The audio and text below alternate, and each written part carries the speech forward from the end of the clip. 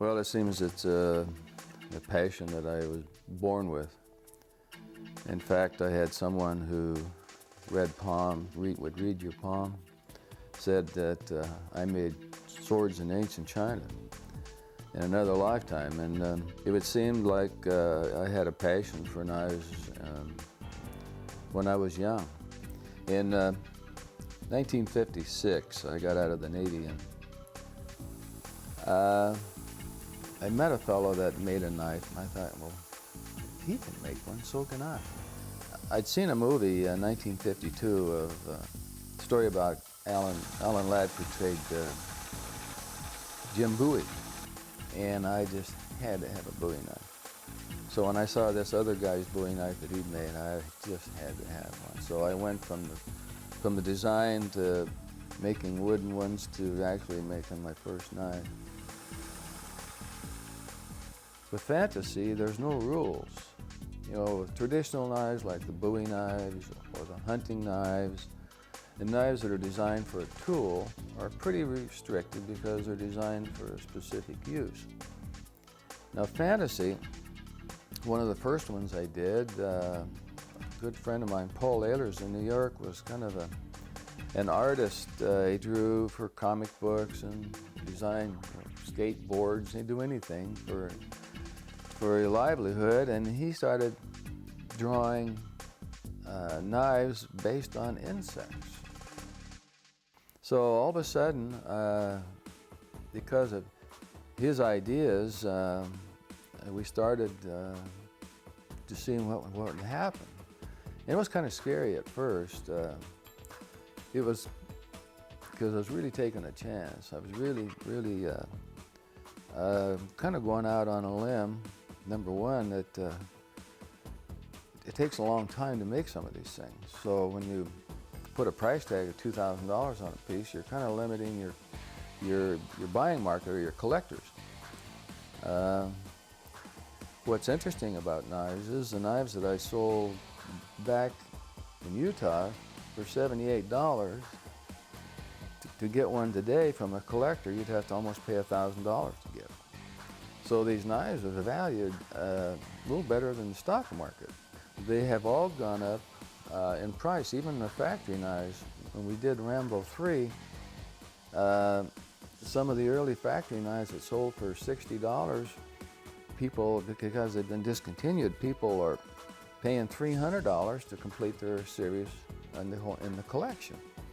So the fantasy thing opened up a whole new market that I'm known for.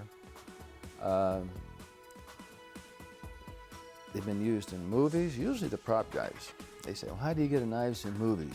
I was approached because of the Rambo knife, Rambo 3, by the prop master to make some knives for Star Trek Generations. Once we did the knives for the Klingon sisters, I got a call later that they're putting up a Star Trek experience in Las Vegas. And since all of the actors were using plastic weapons, they couldn't show plastic weapons. So I made more of the Klingon sisters knives, and they have their full costumes. And as you stand in line, you got to look at all this memorabilia of all of the different stuff from over the years and years of Star Trek. So the Klingons got their section, and they finally give me credit this time. And it says little Klingon letters, and underneath it, where they're supposed to be deciphered, forged by Gil Hibbins. So I finally got some recognition. It's kind of common knowledge that most of the knives you see I make. So.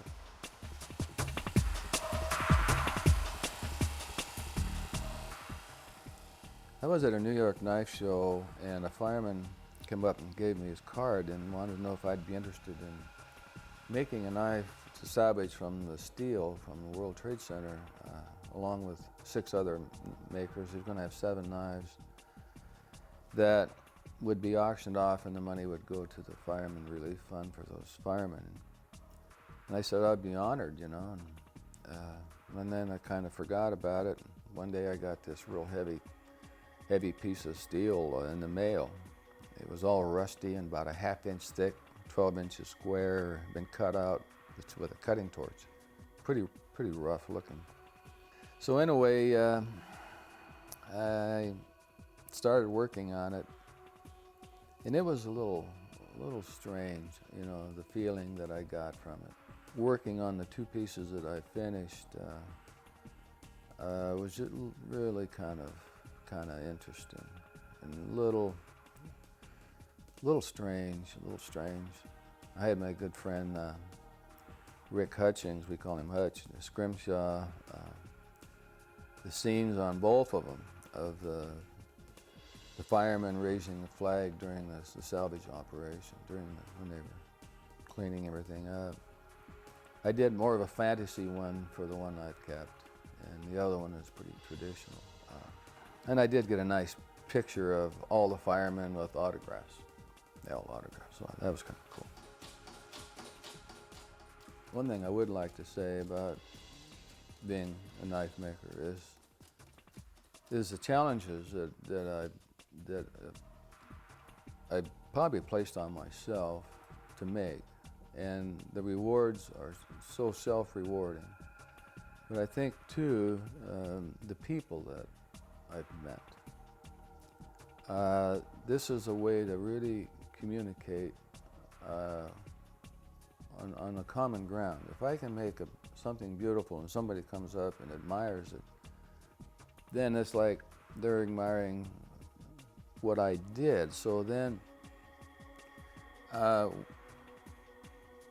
guess I like that feeling that I'm respected as an artist. And I never considered myself an artist till finally somebody said I was.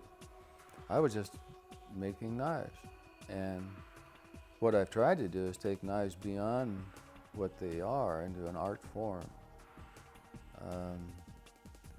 You know, and I like people